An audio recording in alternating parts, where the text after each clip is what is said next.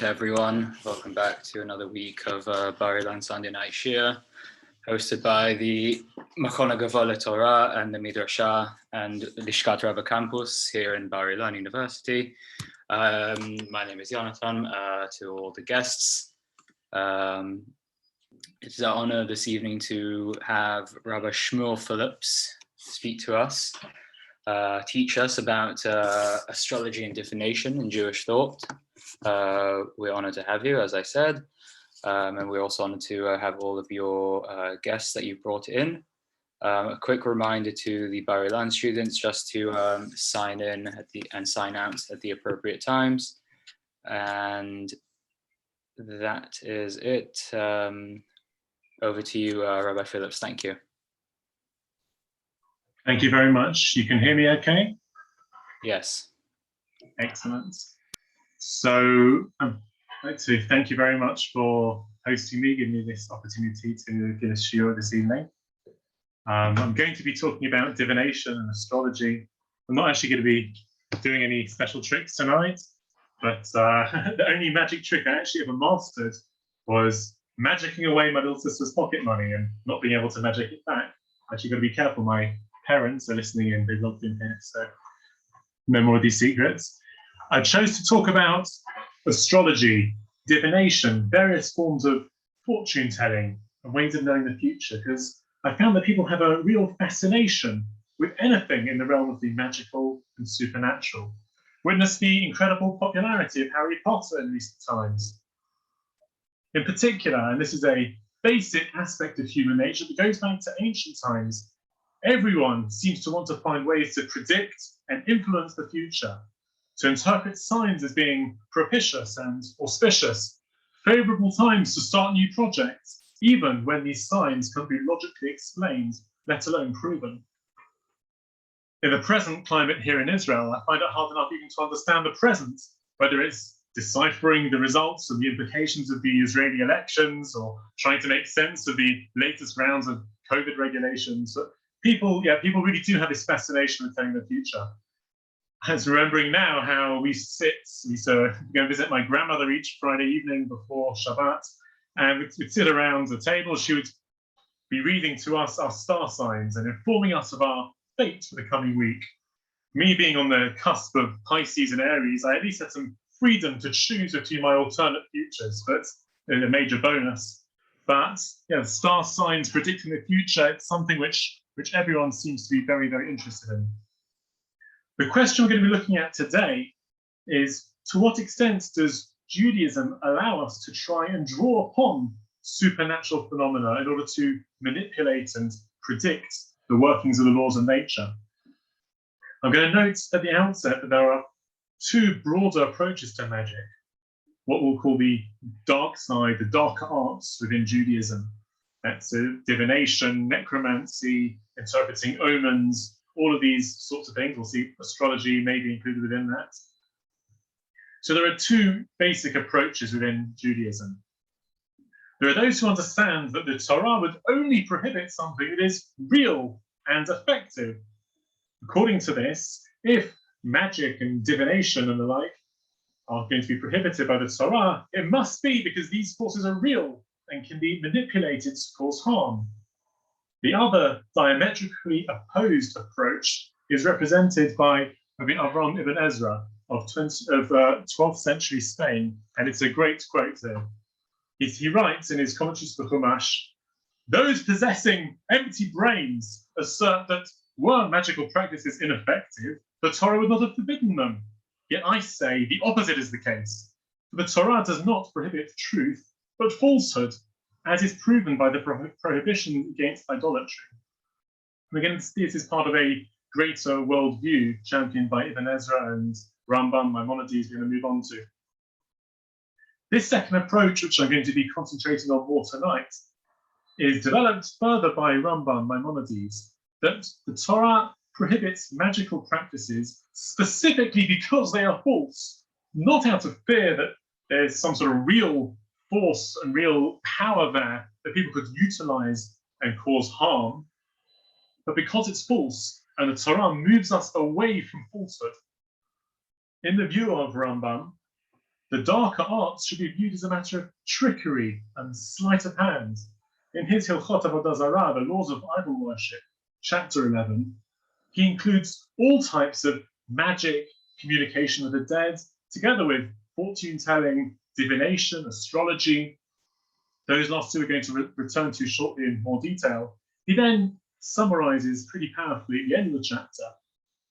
Anyone who believes that these things are true, but that the Torah has prohibited them, is one of the fools and those lacking knowledge. But those who possess wisdom know that all of these things that the Torah prohibits are emptiness and vanity that fools stray after, and all of the paths of truth have been corrupted because of them.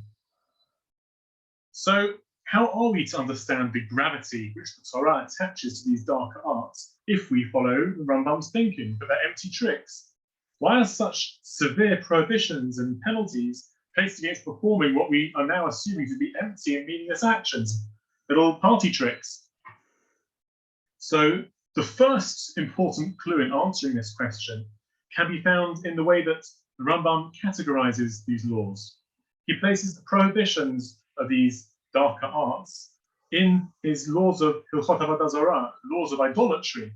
And this gives us a key insight into the way that Rambam viewed these matters. What is the connection between the darker arts and idolatry? So two ideas emerge from Rambam's treatment of the matter.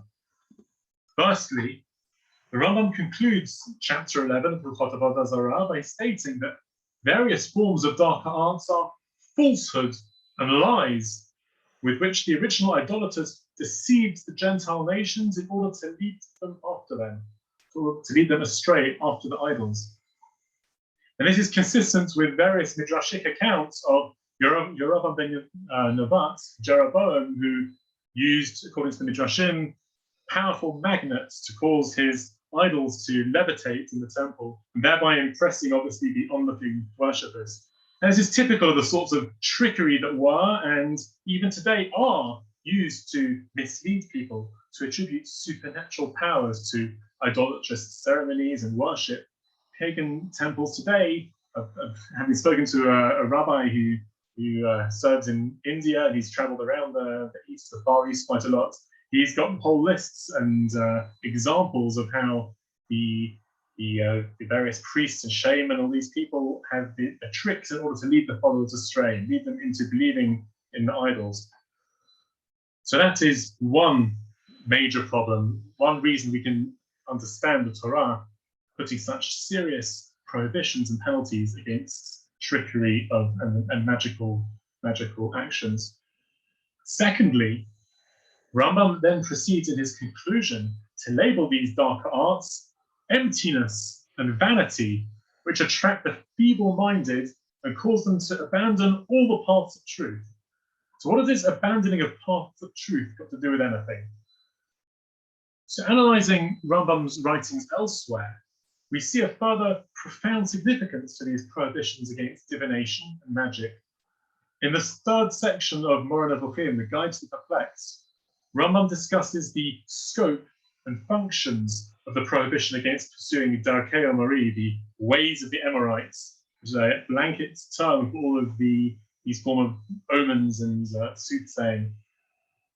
He explains this Darkei Omari, these ways of the Emorites, includes whatever is believed by the nations to be effective for supernatural rather than scientific reasons.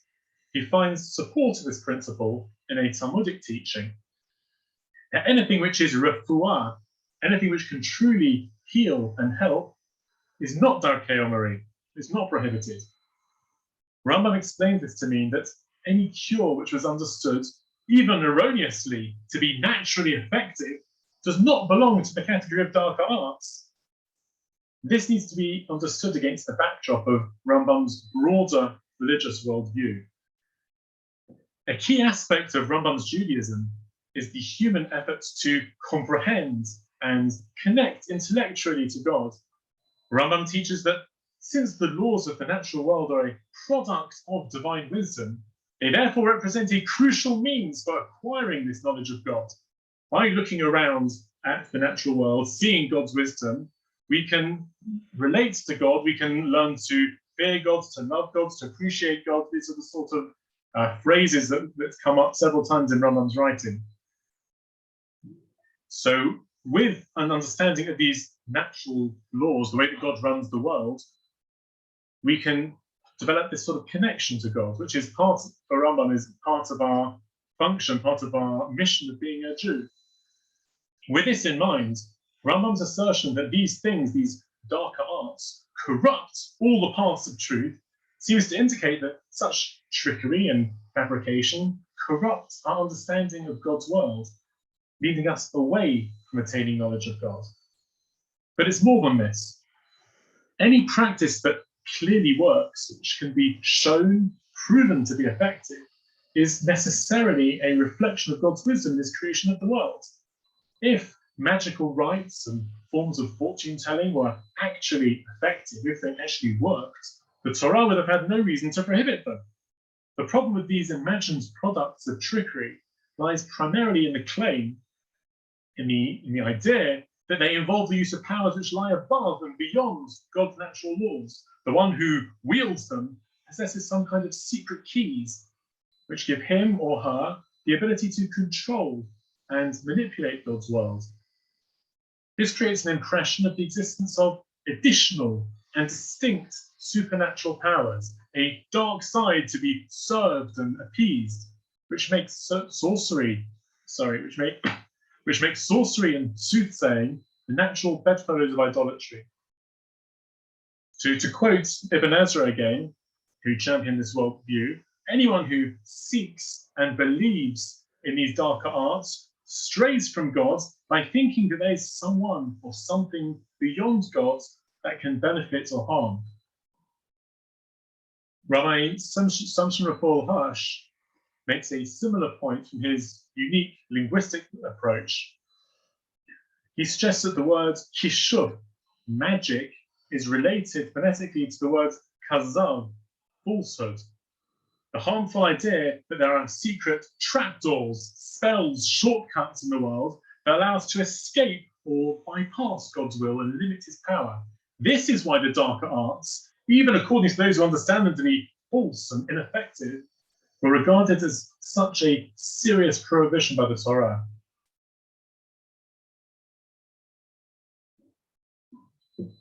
So we now move from the more general subject of the darker arts, more specifically to divination and then to astrology.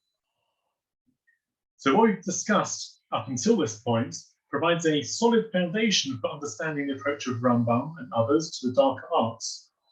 So we're going to turn our attention to divination. Divination and soothsaying, meaning seeking knowledge of the future of the unknown by supernatural means. And this can include quite a broad range of activities. For example, Rambam writes of those who interpret omens such as bread falling out of a person's mouth or a fox passing one by. It's actually an interesting side point because the Rambam is normally very careful when he's recording his halachot, when he's writing the Mishneh Torah, to mirror exactly and to copy what the Talmud is saying. In this instance, we have an evolution of animals. We have, in the Talmud talks about the omen of the deer crossing a person's path. The Rambam talks about the fox passing by a person in the path. And then nowadays, we have obviously the black cat crossing a person's path. So as we'll see as we move along, it's the significant omen as it applies in each generation. So also included within divination is attempting to predict the future by gazing at crystals, glass, metal, perhaps cards and tea leaves in more recent times. Those familiar with the antics of Professor Trelawney in Harry Potter will be able to conjure up further examples. But very interestingly, and we'll return to this soon, Rambam also includes astrology in this category. A person who tries to predict auspicious times using astrology and saying, this day will be a good day, this day will be a bad day. You should perform a particular task on a certain day, or this year or month will not be opportune for this particular matter. I'm paraphrasing the Rambam here. Anyone who does something because of an astrological calculation or arranges his work or his journeys to fit the time that was suggested by the astrologers is included within the prohibitions against omens and soothsaying. Now we're going to see soon this inclusion of astrology within the prohibition is of particular interest. But the main thrust here is that anything which involves a belief that some kind of illogical, unnatural omen or activity is effective is considered a forbidden superstitious act. Examples exist even today in everyday life. Being English, I don't know where everyone here is from, but I'm going to bring an example from close to home. It could be that parallels exist within American sports, and if someone here can tell me. In England, we have this wonderful sport called cricket. It's wonderful because it unfolds slowly, sometimes painstakingly slowly, over 5 full days of play. In fact, my greatest success over the Corona lockdown period was turning my 10-year-old daughter into an avid cricket follower. Suddenly she was gainfully occupied, or occupied at least, for most of her waking hours. So where was I? Cricket. So in cricket, the players are highly superstitious. When there are 2 batsmen from the team who are going well, scoring lots of runs, scoring lots of points in the middle, the rest of the team are often expected to remain still in their seats in the dressing room in the pavilion nearby, so as not to disrupt the forces, I'm not sure what else to call them. Sometimes this can continue for hours at a time, with the players' discomfort visibly growing as they hold back from visiting the lavatory. And this is a classic example of what Rambam would call a nonsensical, unnatural omen, if it's truly believed in. If the players truly believe that some dark, mysterious, unexplained force connects the fortunes of the cricketers playing cricket a couple of 100 yards away with their unsighted teammates visiting the facilities, that would be seen by Rambam today as a forbidden omen. So there are plenty of examples of this sort of thing. But we can ask the question, are omens always considered forbidden? Don't we find examples of omens and people seeking out signs within the Torah itself and certainly within Jewish tradition? So one example which comes up quite frequently is that of Eliezer, the servant of Abraham, who is dispatched to Aram in order to find a suitable wife for Yitzchak. When he reaches Aram, he makes the following statement: "Behold, I'm standing by the water fountain. The daughters of the people of the city are coming out to draw water. And it will be that the maiden to whom I will say, 'Lower your pitcher, and I will drink,' and she will say, 'Drink, and I will also water your camels.' Her have you designated for your servant for Isaac, and through her may I know that you have performed kindness with my master." And we know what happens next. No sooner has Eliezer finished his speech, Rivka appears to water Eliezer and his camels. She gets presented with the golden nose ring and bracelets, and the rest, as they say, is history. But was Eliezer actually correct in seeking such an omen? Rather than interviewing the eligible maidens of Aram Naharaim and drawing up a short list of the most suitable candidates to join the Abrahamic clan, which is probably how I would have proceeded, he instead seeks and receives a supernatural sign. So in answer to this question, there are 2 important reasons to distinguish Eliezer's matchmaking machinations from the forbidden omens and divinations that we find forbidden by the Rambam. And these 2 reasons can shed light on why certain activities we may or may not understand today to be prohibited as divination, as using omens and signs to predict what will happen and as to take as indicators of how successful something will be. So why would Eliezer's actions not have been prohibited? So the first important distinction is the nature of the sign. The examples given in the Gemara are of illogical signs, such as animals crossing the path, or bread falling out of someone's mouth, or other superstitious phenomena. We can question whether or not Eliezer's test was the most advisable way to go about his task, but it was certainly logical that the girl exhibiting unexpected kindness to a stranger and his camels would be a suitable match for Yitzchak. So there was something logical about it. He was relying on something which made sense and would contribute to the success of his task. It wasn't an illogical sign he was taking as an omen.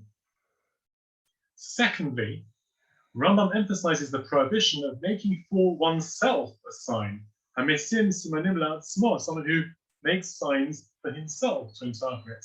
In this case of Eliezer's sign, however, he opens by addressing God and drawing upon Avram's merits. O Lord, the God of my master Abraham, please cause to happen to me today and perform kindness to thy master Abraham. And then he proceeds to say, well, if a girl comes along and offers water to me and my camels, let her be the one that's been chosen. So again, we can question whether such a prayer and request is always appropriate. There are questions about whether one should test God in this way, a separate discussion. But an omen in the context of a prayer to God is markedly different to a regular superstition. So to summarize, we've discussed the problems of the darker arts from Rambam's perspective, whether it be magic, divination, sorcery. The problem is the implication of the existence of dark forces in the world that can rival and eclipse God's rules of nature.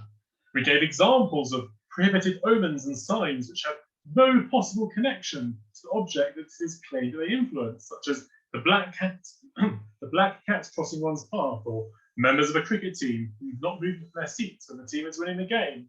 By attributing genuine powers to such mysterious forces that connect black cats and one's fortune, one is implying the existence of a force of evil power or a separate source of power distinct and in some ways even greater than God and his natural law. And finally, we explained that there are exceptions to these prohibited divinations based on the episode of Eliezer, servant of Abraham, where the sign or the omen that one is relying on can be logically and naturally explained, then this is working within God's natural order, not implying any counterforce. Similarly, when such omens are relied upon in the context of praying to God, regardless of whether this is the correct practice, it is not prohibited as a form of divination, since it's not implying the existence of a rival dark force, but rather it is actually testifying to, attesting to, and recognizing God's own providential power that one is calling upon. So I'm going to move on to astrology in a moment. Is there any questions at this stage?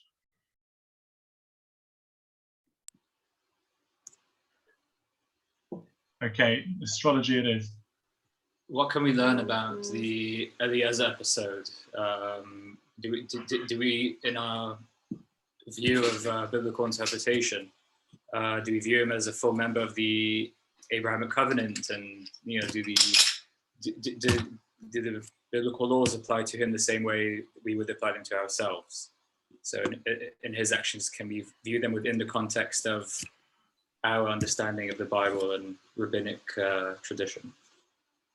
It's an excellent question. I mean, there's so many different factors there, sort of as which prohibitions applied even to the forefathers at that time, and what Eliezer's position was. And we know he was circumcised as a member of Abraham's household.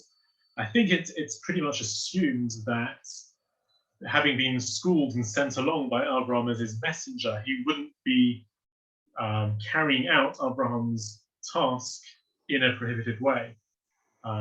Perhaps also he's been trained by Abraham, and of all the things which may or may not have applied and that Abraham may or may not have done at the time, idolatry is pretty high up on the list. The Agada writes about how Abraham had 400 books of the laws of idolatry. He was quite an expert in it, and especially when we have the Rambam talking about how these divinations are part of or they're categorized under idolatry. So I think it's kind of assumed that Eliezer isn't going to be doing anything on the behalf of Abraham, which is in any way related to idolatry.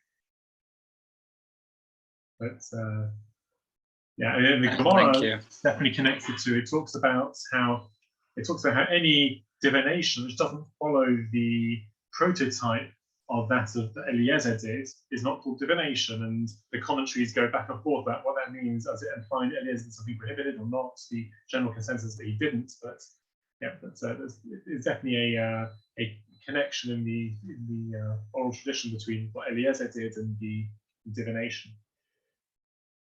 So looking now into astrology. So I'm going to repeat what Rambam writes in the 11th chapter of Hilchot Avodah Zarah. He's listing all of these darker arts, And he says, a person who tries to predict auspicious times using astrology and saying, this day will be a good day, or this day will be a bad day. You should perform a particular task on a certain day. This year or month will not be opportune for a particular matter.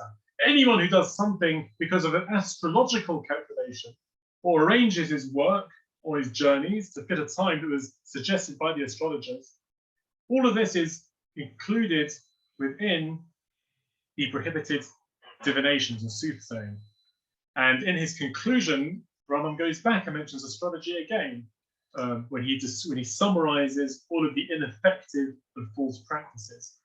What is remarkable here when it comes to astrology is that Rambam's prohibition against astrology sets him on a collision course with the sages of the Talmud, most particularly Gemara in Shabbat, where we find a heated discussion as to how the various star signs and constellations impact on human nature and conduct and determine the path of various people in various ways. Some of the sages will still maintain that these astrological influences do not impact on the nation of Israel, and that means they can be overcome through prayer or these old discussions which I had.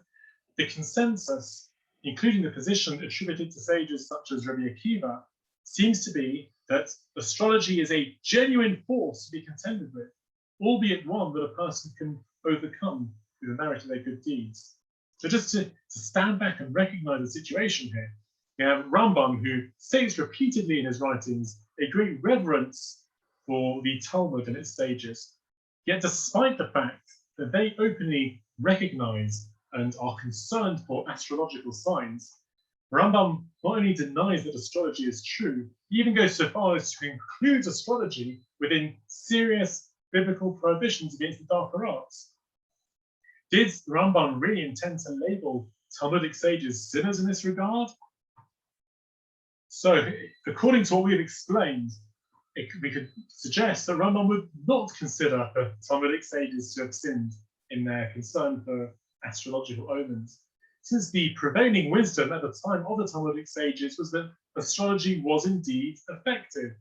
So, following therefore Rambam's reasoning, they would have seen it as functioning within God's natural system and not representing the work of some kind of alternative, darker source of power. Astrology, according to the Rambam, while being wrong, would therefore not have been considered a sinful practice at the time of the Talmud. However, by the time we reach Rambam's own era, astrology, he writes, has now been convincingly proven as false. It's no longer seen as part of the operating of God's natural order. Therefore, Rambam understandably includes astrology within the examples of divination within his legal codes. According to this, his example of astrology was applying the principle of the Talmud regarding the darker arts and updating the examples now that astrology was no longer seen and considered to be a natural science. He is relying on and perhaps even believing in astrology, if one is in Rambam's own era, would therefore move into the realm of divination and the darker arts. So what we see here is something very interesting, that an action can be totally permitted at one period of history if it is genuinely believed to be effective and be working within God's natural order. A few hundred years later, that action can have been demonstrated to be false and ineffective, and relying on it now is relying on something which is demonstrably outside the natural order and therefore moves into divination and darker arts. And as an aside, this principle that even an erroneous belief in the natural effectiveness of a practice can make it permitted may shed some light on the lengthy passages of weird and wonderful medical advice we find in the Talmud. There's been much discussion as to whether or not it should be followed. So I don't actually know anyone who does fill their ear with salt or seek out the fats of goats that haven't given birth in order to cure their ailments. But what is crucial, I think, is that the Talmud is recording the practices that were believed to be effective at the time, to be working within God's natural created order. And thus, at the time of the Talmud, using these medical procedures was not considered some kind of magical rite or divination. Following this reasoning, I've suggested that carrying out these strange practices in Talmudic times would have been permitted as something which was understood to be effective. Whereas once we reach Rambam's time, or certainly today, seeking out the fat of the goat, filling one's ear with salt to cure an ailment would be considered to be drawing on some sort of unnatural and magical rites, and perhaps prohibited. Now, taking a step back, I'm going to look at, in terms of the various practices that exist within our generation, how are we to determine which forms of omens and divination, fortune tellings are prohibited today under the mysterious ways of the Emorites? So taking our cue from the Rambam, we shouldn't necessarily focus on lists of activities performed 2,000 years ago or even 1,000 years ago. Rather, we need to examine the activities in the way that they are understood and practiced today. So there's a much debated minhag, a much debated custom called Schlüssel challah, key challah. I don't know how many people are aware of it, but on various social media, there were images of chalot, which were going around a couple of weeks ago, baked in the shape of a key or with a key inserted inside. It's a custom which started in Europe a few hundred years ago.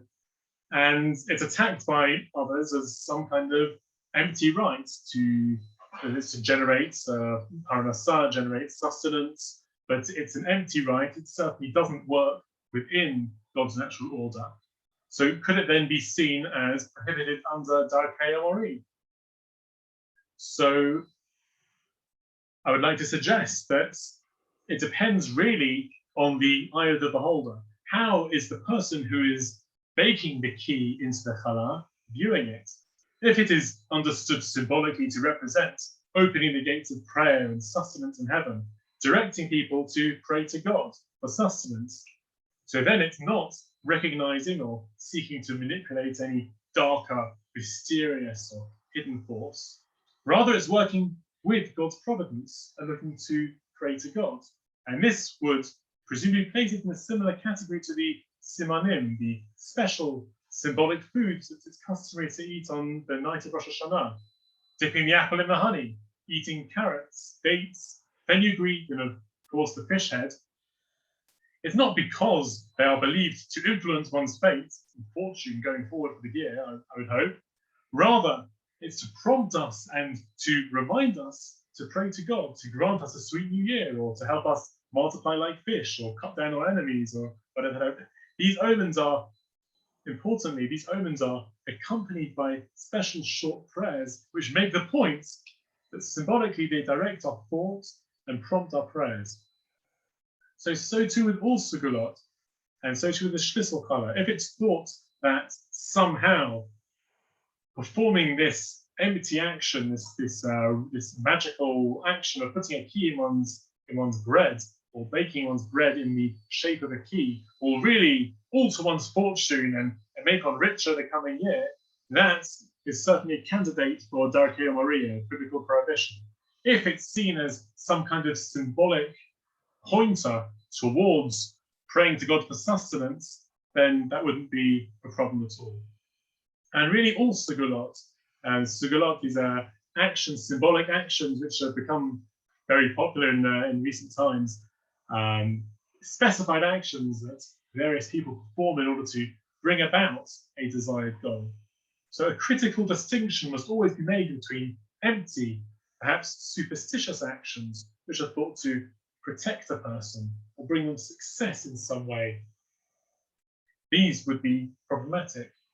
But other segulot, which involve the performance of mitzvot and good deeds or saying certain prayers, they are understood to attract a providential benefit from God. So one can argue as to the efficacy of such actions. Are these segulot really effective? Are these mitzvot more effective than others? But if one is channeling one's segulah through God and looking for God's providence and praying to God accompanying the segulah, then it's not going to be prohibited in any way under Darkei Amori. So what we see from Rambam's analysis of omens, divination, and astrology is that it's all about the thought and belief system which accompanies action that one's doing. We have to interpret these actions in today's setting and understand the belief system of the people who are performing them at any given time and place. And as an aside, this is typical of what I tried to do in my Judaism Reclaimed book, which I published a year or so ago, regarding Rambam. The real value of Rambam's writing lies not so much in repeating and quoting his words, but rather in unpacking and identifying, extracting his central ideas and techniques, and trying to work out how he would approach today's challenges, be that from modern scientific theory or academic biblical criticism. So I'm going to make a couple more points, a couple more areas of discussion, and we'll open to questions at the end. The first is a discussion of free will. It's a little bit of an aside. Rambam wrote a letter on astrology to the rabbis of Montpellier of France, which they attacked him up to one stage, and he replied to explain why he thought astrology was ineffective and should no longer be relied upon by Jews in his era, 800 years ago. So in his letter on astrology to the rabbis of Montpellier, Rambam presents several arguments against astrology from the point of view of Judaism. One point that she makes, that we haven't mentioned up until now, is its potential impact on the functioning of human free will. He writes, I'm paraphrasing, "It is one of the roots of the religion of Moses, our teacher, that every action of human beings is left to them, and that there is nothing to constrain or draw them one way or the other. Rather, if one so pleases, they will be able to worship God and become wise and sit in the house of study. And if a person so pleases, he will be able to follow the counsel of the wicked and run with the thieves, hide with the adulterers. There's no influence or constellation under which one is born that will draw a person in any manner towards any of these ways. Hence it was commanded and told to him, do this, do not do that. For if the matter stood thus, meaning if a person's choice was predetermined by the star sign, the constellation they were born under, of what utility would the Torah and the commandments and the entire Talmud be to any particular individual? How could the Torah instruct that certain actions must be performed or refrained from, holding out the prospect of reward and punishment as a consequence if the person is influenced and determined by the constellations? So what seems very interesting here is that Rambam seems to regard it as impossible that any external factors can influence the functioning of a person's free will. How can God command and reward and punish when the action is not fully within the capabilities of the person to perform or avoid? In contrast to this, however, Rambam does recognize that people's abilities and choices are influenced by the various physical or worldly factors. He describes in detail in the first section of Moreh Nevuchim, Guides to the Perplexed, how some people, due to their natural dispositions and traits, will struggle more to overcome moral challenges or to develop their minds in the correct manner. So this requires further work, but it seems that Rambam recognizes that a person cannot decide which family, which culture, which country, which political system they're born into, nor can they choose their physical nature, what we call today our genes. Each person has his or her own moral and intellectual potential, which they can reach by training their body and mind as best they can. However, the choice one makes to minimize or maximize this potential and undergo the necessary process in order to achieve what one can is fully internal and totally based upon the functioning of one's free will. No constellation, no star sign will prevent or influence the making of this decision. To summarize, each person has his or her own unique journey and a ladder that they are on. The highest rung that they can scale or the lowest that they can descend to is primarily determined by things like their genes and their upbringing. That determines the range within which a person moves in their life. But given that range, Rambam understands that nothing can influence or determine a person's actual free will, through which they decide whether or not, or the degree to which, they choose to fulfill their potential and be the best person they can. So Rambam understood the astrologers of his time, or the Talmudic times, to be the way they wrote, the way they predicted things. It was a complete breach of this free will principle. They were saying a person born under such and such sign is certainly going to have this sort of lifestyle, or not be able to reach this setting, and it was beyond any sort of free will. So it's interfered with the actual functioning of their choices of the free will, not just determining the range within which their free will will function. And one final point, which we're going to go into, is the moral dimension of divination and astrology. So this share has focused mostly so far on the technical, theological matters of how astrology and the dark arts relate to idolatry. But there's another dimension to consider, the moral dimension, which is dwelt upon by the 19th century German Rabbi Samson Raphael Hirsch. While Rambam highlights the theological errors and the idolatrous implications of those who perform or even believe in the effectiveness of the darker arts, Hirsch homes in on the dangers that they pose to the moral and spiritual fabric of both individuals and society as a whole. No one, he writes, ever seeks the aid of a magician for a morally acceptable purpose. It's written in the pre-Harry Potter era. No one ever seeks the aid of a magician for a morally acceptable purpose. Whenever people feel that the desired goal is acceptable to God and is in accordance with his world order, they see no reason to resort to such means. Only when the evil that people wish to accomplish prevents them from reckoning on the support of the ruler of the world, only then do they resort to these supposed arts as though there were some kind of side door or hidden passageway by which to escape God and accomplish their evil intents. I've heard, again, going back to these accounts I've heard from this rabbi in India, he described to me how tricksters, he sent me videos of tricksters using these supposed darker arts to rob and abuse innocent, naive people. And this, for Rapash, is the hallmark of the darker arts and magic. To continue with Rapash in Chorev, in his work which seeks to explain the reasons behind the mitzvot, he goes further, writing that moral, faithful, religious people should have no need nor concern for divining future events. He explains how the complete person is someone who recognizes their limitations as well as their potential and is satisfied to work within them, simply striving to be the very best person they can be given their circumstances and the situation within which God has placed them. They cannot control their genes, they cannot control their upbringing, their family, the country, the culture in which they are raised.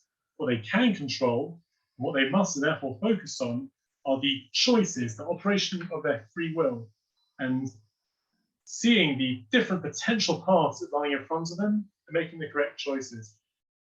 Such a person, such a complete person, explains Rapash, has no particular interest in divining and manipulating the future to try and work to change their fate, to find out their fate.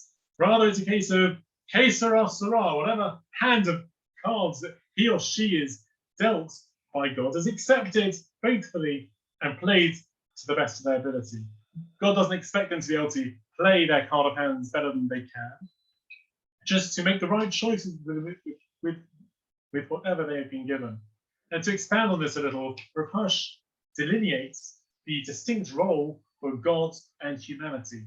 It's God's role, he explains, based on God's eternal perspective and wisdom, to determine each person's unique setting and background, to see how the world is progressing, how humanity, what the world is supposed to achieve, and to deal each person the hand of cards which is most appropriate for them within that.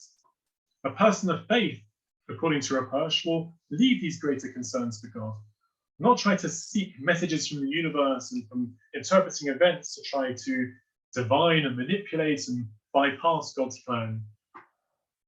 But in conclusion, putting all of these ideas together and then get open for questions, I've tried to show that belief in and performance of darker arts such as magic, divination, and astrology is strongly aligned with idolatry in that it recognizes and draws upon an alternative source of power that can be seen to rival and eclipse God's natural order. And from a moral perspective, it's associated by those who seek to find a secret trapdoor to the world, to bypass God's will and his moral structure. And as we finished with, knowing and manipulating the future is irrelevant for a faithful religious person who strives within his or her situation to simply be the best person they can. Thank you very much, all of you, for coming. If anyone has any questions at this stage. Hi, I was wondering if I could ask you a question to clarify on how the Rambam distinguishes between something that is Darkei Mori or not. At one point in the share, what I understood you were saying when you were trying to say, how does he deal with Chazal in the Gemara Shabbos when they seem to believe that divination was a thing? I thought you were saying that if, as a society, we've moved away from that being a natural thing that works, you know, i.e. in modern terms, maybe experts agree or studies say, then that no longer is considered something that we can do, according to the Rambam. In the context of Shlis L'Chala, I felt like you were saying it's more a personal view thing, where you were saying if the person who's doing the Shlis L'Chala holds that it's, just something to remind them to daven for Parnasa, so then that should be fine, even if as a society, a study was done or something, and turned out Shlis L'Chala was not helpful to Parnasa or something. I was curious which one of those two is what the Rambam holds to distinguish. I think they're both true. They're two separate points. First of all, in order to be a candidate for Darkei Mori, candidate for a forbidden omen or divination, it has to be something which cannot be or is not seen to work within the natural order. Once it's no longer working within the natural order, it's a candidate. It's something which seems to be relying on an unnatural force. However, let's give you an example of Shlis L'Chala, if one isn't viewing it as being effective, one is only viewing it as something symbolic to remind one to think of God and pray to God, then that's also not going to be a problem. So in order to be performing a prohibited task, one has to both be doing something which is outside the natural order and be believing in doing this action in order for it to be effective, not as a symbolic action to remind one or to point one's mind towards God. Okay, thank you. I appreciate that explanation.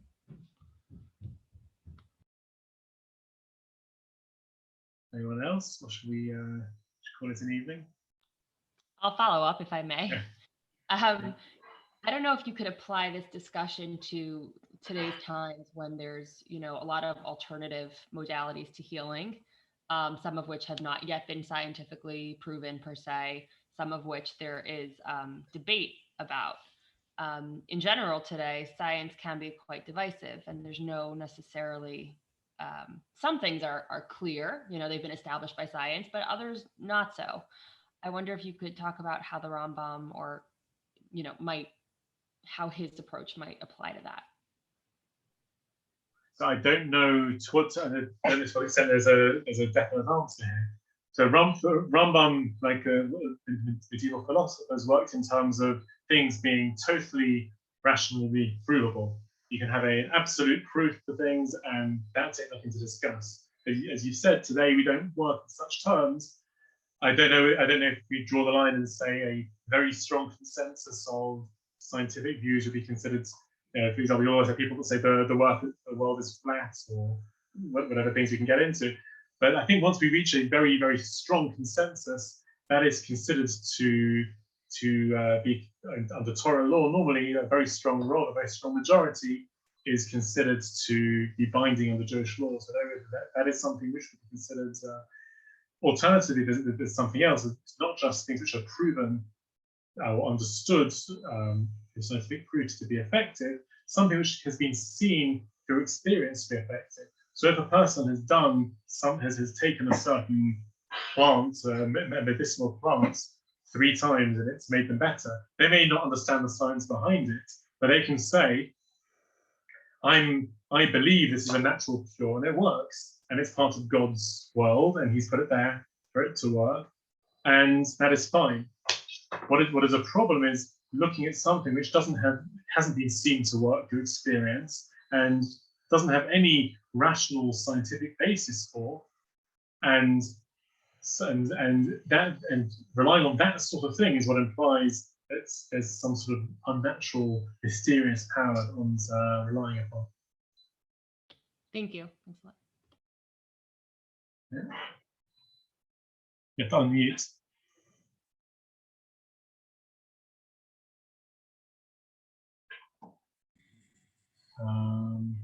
Can I ask something? Yes, I can hear you now. Yeah, okay. The magicians in Mitzrayim were astrologers, and they forecast the birth of Moshe Rabbeinu. And that's why Pharaoh started getting in a panic and trying to throw all the baby boys into the river, because it was really going to happen. So what I want to ask you is, I mean, from what I understand, the fact is that magic is real, that there are magicians, there are witches, or whatever you want to call them, may not be like Harry Potter, but the fact is that Hashem can override them. And I think that's the point that the Torah is making.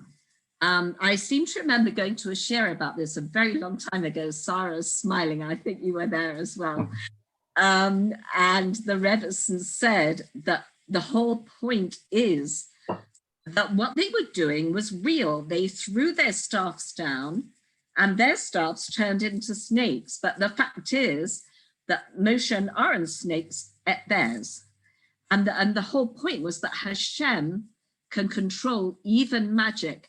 But from what I understood, it isn't trickery and it's not nonsense, but it is real. Is that correct in your? So right at the start of the share, I said that there are 2 different approaches within the Rishonim, within the Torah commentaries to magic, and there are those, certainly people very often gravitate to what you've said, because that's the view taken by Rashi, who everyone's starting point of learning Chumash Rashi, and that's Rashi's approach.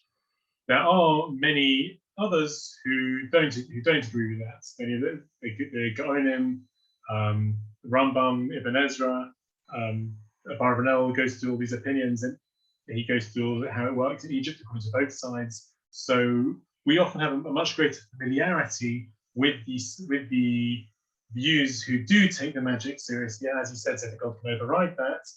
Whereas the second opinion, which is the one I was going through more tonight, is that of Rambam, who says it's a matter of trickery and sleight of hand. But they're both voices within the Jewish tradition.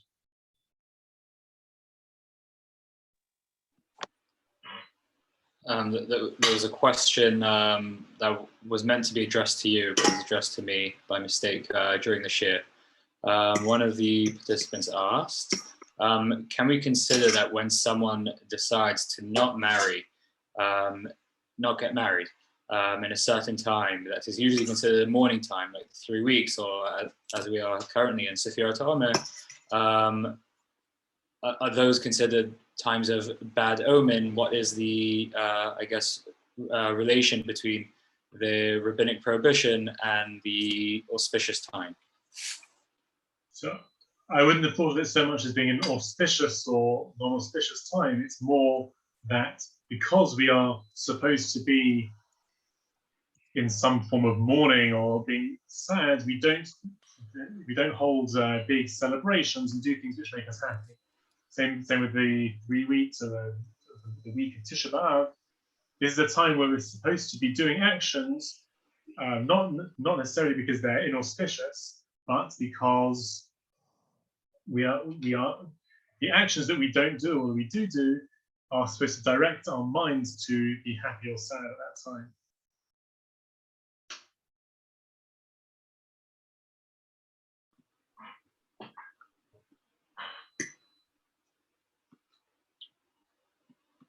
Thank you. Thank you very much. So thank everyone for coming. If anyone is interested, this share, or part of the share was taken from a chapter of Judaism Reclaims, a book that I wrote a year and a half ago. The website judaismreclaims.com, where more can be found out about it. Thank you all very, very much for coming. Thank you very much. Thank you so much. Thank you. Thank you.